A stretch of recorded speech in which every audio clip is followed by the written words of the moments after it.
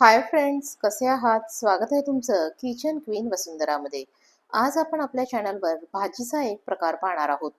ही भाजी बनवण्यासाठी आपल्याला अगदी 10 ते 12 मिनिटं इतकाच वेळ लागणार आहे. त्याचबरोबर ही भाजी बनवण्यासाठी आपण रोजच्याच साहित्यातले पदार्थ जे आहेत ते आपण वापरणार आहोत. कुठलाही वेगळ्या प्रकारचा पदार्थ आपल्याला ॲड करायची आवश्यकता नाही आहे. तरी देखील टेस्टी असणार आहे, बनवायला अतिशय सोपी असणार आहे. तर अशी ही शेवग्याच्या शेंगाची भाजी कशी बनवायची हे आपण पाहणार आहोत. तर ही भाजी कशी बनवायची हे जाणून घेण्यासाठी व्हिडिओ आहे तो शेवटपर्यंत पहा आणि चॅनलवर नवीन असाल तर चॅनलला सबस्क्राईब करा. त्याचबरोबर शेजारच्या बेल आयकॉनवर क्लिक करायला देखील विसरू नका, जेणेकरून इथून पुढच्या सर्व रेसिपीचे नोटिफिकेशन तुम्हाला लगेचच मिळून जातील. ही भाजी बनवण्यासाठी सुरुवातीला मी 2 शेवग्याच्या शेंगा घेतलेल्या आहेत. शेवग्याच्या शेंगा आपल्याला स्वच्छ धुवून घ्यायच्यात. त्यानंतर आपल्याला त्या अशा प्रकारे कट करून घ्यायच्यात आणि त्याचा वरची जर साल असेल, निघत असेल, तर ती आपल्याला साल देखील काय करायची आहे, थोडीशी अशी काढून टाकायची आहे. शेवग्याची शेंग सिलेक्ट करताना आपल्याला खूप पातळ अशी नाही किंवा खूप जाड अशी नाही, तर मीडियम जाडीची अशी आपण शेवग्याची शेंग जी आहे ती सिलेक्ट करणार आहोत. भाजी करण्यासाठी मी सुरुवातीला कढई गरम करायला ठेवलेली आहे. कढईमध्ये आपल्याला 2 ते 2.5 टेबलस्पून होईल इतकं तेल ॲड करून घ्यायचं आहे. तेल ॲड करताना बघा आपण कढईला सगळीकडून पसरवून असं तेल ॲड करतोय. त्यामुळे भाजी जी आहे ती कढईला चिकटली अशी जाणार नाहीये. तर मी या ठिकाणी 2.5 टेबलस्पून होईल इतकं तेल ॲड करून घेतलेलं आहे. तेल आपल्याला चांगलं गरम होऊ द्यायचं आहे. तेल चांगलं गरम झालेलं आहे. आता आपल्याला यामध्ये 1 टीस्पून होईल इतकी मोहरी, त्याचबरोबर अर्धा टीस्पून होईल इतके जिरे जे आहेत ते ॲड करून घ्यायचे. जिरे मोहरी तडतडली की आपण याच्यामध्ये कांदा ॲड करणार आहोत. 2 कांदे जे आहेत ते मी बारीक कट करून घेतलेले आहेत आणि ते आता आपल्याला तेलामध्ये ॲड करायचे आहेत. तेलामध्ये मीडियम फ्लेमवर आपल्याला कांदा छान असा भाजून घ्यायचा आहे. कांदा कट करत असताना शक्य तितका बारीक कट करून घ्यायचा. कांदा जर बारीक कट केलेला असेल तर भाजीला दाटसरपणा येण्यासाठी म्हणून मदत होईल. मीडियम फ्लेमवर 3 ते 4 मिनिटासाठी कांदा नीट असा भाजून घेतलेला आहे. यानंतर आपल्याला यामध्ये टोमॅटो ॲड करायचा आहे. एक टोमॅटो जो आहे तो बारीक कट करून घेतलेला आहे. टोमॅटोमधल्या बिया आपल्याला काढून टाकायच्यात आणि मग आपल्याला टोमॅटो बारीक असा कट करून घ्यायचा आहे. टोमॅटो देखील बारीक कट करायचा, म्हणजे भाजीला दाटसरपणा व्यवस्थित येईल. मीडियम फ्लेमवर 2 मिनिटासाठी टोमॅटो आपण भाजून घेतोय. टोमॅटो भाजल्यामुळे त्यातला थोडासा कच्चेपणा जो आहे तो निघून जाईल, यासाठी आपल्याला टोमॅटो थोडासा भाजून घ्यायचा आहे. टोमॅटो भाजून झालेला आहे. आता आपल्याला यामध्ये पाव टीस्पून होईल हिंग, त्याचबरोबर पाव टीस्पून होईल इतकी हळद ॲड करायची आहे. हिंग आणि हळद तेलासोबत थोडासा परतून घेऊया, ज्यामुळं आपल्या फोडणीचा खमंग वास असा भाजीला येईल. यानंतर आपल्याला यामध्ये कांदा लसूण मसाला ॲड करायचा आहे. 1.5 टेबलस्पून होईल इतका कांदा लसूण मसाला आपण यामध्ये ॲड केलेला आहे आणि तो देखील तेलाबरोबर थोडासा मिक्स करून घेऊयात.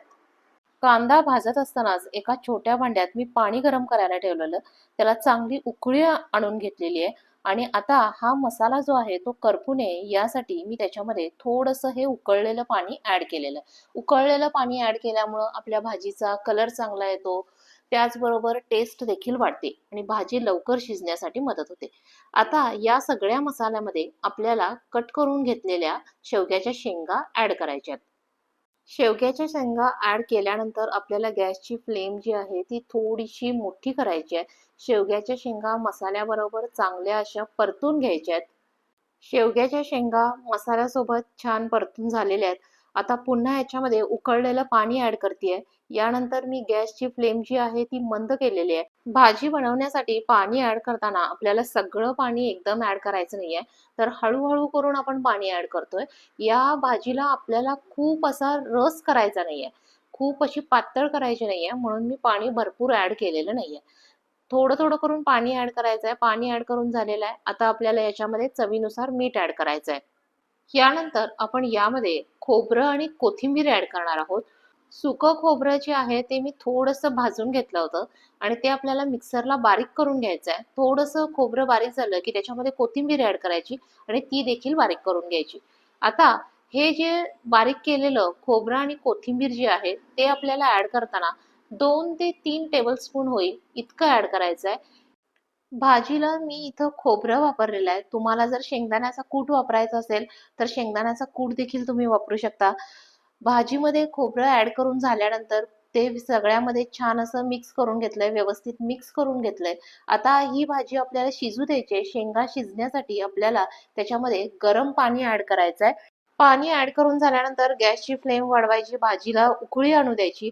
भाजीला उकळी आल्यानंतर त्याच्यावर प्लेट ठेवलेली आहे. प्लेटवर पुन्हा एकदा पाणी ठेवलेलं आहे आणि आता आपल्याला 3 ते 4 मिनिटासाठी भाजी शिजू द्यायची आहे. 3 मिनिटासाठी भाजी शिजू दिलेली आहे. भाजीवरची प्लेट आता आपण बाजूला करतोय. परत एकदा आता आपल्याला चेक करायचं आहे, शेंगा ज्या आहेत त्या आपल्या शिजलेल्या आहेत की नाही. शेंगा आपण ऑलरेडी शिजवून घेतलेल्या नाही आहेत. त्यामुळं ह्या शेंगा शिजण्यासाठी आपल्याला 5 मिनिटं होईल इतका वेळ द्यावा लागणार आहे. आपण ही भाजी शिजवताना त्याच्यावर प्लेट ठेवून शिजवायची, ज्याच्यामुळे शेंगा लवकर शिजण्यासाठी म्हणून मदत होणार आहे. त्याचबरोबर वरचं पाणी जे आहे, ते वरचं पाणी आपल्याला जर आवश्यक असेल तर ते देखील आपण याच्यामध्ये ॲड करू शकतो. आता इथं भाजी तुम्हाला ही दाटसर थोडीशी दिसत असेल, पण ती थंड झाल्यानंतर आणखी घट्ट होईल. म्हणून आपण काय करतोय, त्याच्यामध्ये परत एकदा पाणी ॲड करणार आहोत. मी शेंगा ज्या आहेत ते चेक केल्या. शेंगा चेक केल्या तर अजून त्या शिजलेल्या नाहीयेत. पाणी ॲड केल्यानंतर परत एकदा आपण त्याच्यावर प्लेट झाकून ठेवूया आणि पुन्हा 2 मिनिटासाठी म्हणून ते शिजू देऊयात. 2 मिनिटासाठी पुन्हा शेंगा शिजवून घेतलेल्या आहेत. आता मी चेक केलं, तर चेक केलं असता शेंगा ज्या आहेत त्या आपल्या शिजलेल्या आहेत. शेंग आपल्याला खूप देखील शिजवायचे नाहीये, कारण भाजी तयार झाल्यानंतर आपण त्याच्यावर प्लेट झाकून ठेवणार आहोत. त्यावेळी ती आणखी थोडी त्या वाफेबरोबर शिजली जाणार आहे. आता भाजी थोडीशी लिक्विड जरी वाटत असेल, तरी ती थंड झाल्यानंतर त्याला दाटसरपणा येणार आहे. शेंगाची भाजी जी आहे ती आपली शिजून रेडी झालेली आहे. तर आपण ही भाजी एक 5 मिनिटासाठी झाकून ठेवूया आणि त्यानंतर आपण भाजी जी आहे ती खायला घेणार आहोत. ही भाजी आपण चपाती, भाकरी, भात यापैकी कशाबरोबर देखील खाऊ शकतो. ही भाजी बनवताना लक्षात ठेवण्यासारखी आणखी एक महत्त्वाची गोष्ट ती म्हणजे ज्यावेळी तुम्ही शेवग्याच्या शेंगा सिलेक्ट करणार आहात, त्यावेळी त्या खूप अशा वाळलेल्या वगैरे शेंगा ज्या आहेत त्या सिलेक्ट करायच्या नाहीत. बाजारातल्या ताज्या-ताज्या शेंगा आणल्या की लगेचच त्याची भाजी बनवायची. एकदम ताज्या असलेल्या शेंगांच्या भाजीची टेस्ट जी असती ती अतिशय वेगळी असते. तर अशा प्रकारे आपली अतिशय सोपी आणि टेस्टी अशी शेवग्याच्या शेंगाची भाजी रेडी झालेली आहे. तर ही होती आपली आजची शेवग्याच्या शेंगाची भाजी बनवण्याची रेसिपी. रेसिपी आवडली असेल तर व्हिडिओला लाईक करा, शेअर करा. चॅनलवर नवीन असाल तर चॅनलला सबस्क्राईब करा. रेसिपी शेवटपर्यंत पाहिल्याबद्दल धन्यवाद. लवकरच भेटूया नवीन रेसिपीसह. तोपर्यंत बाय बाय.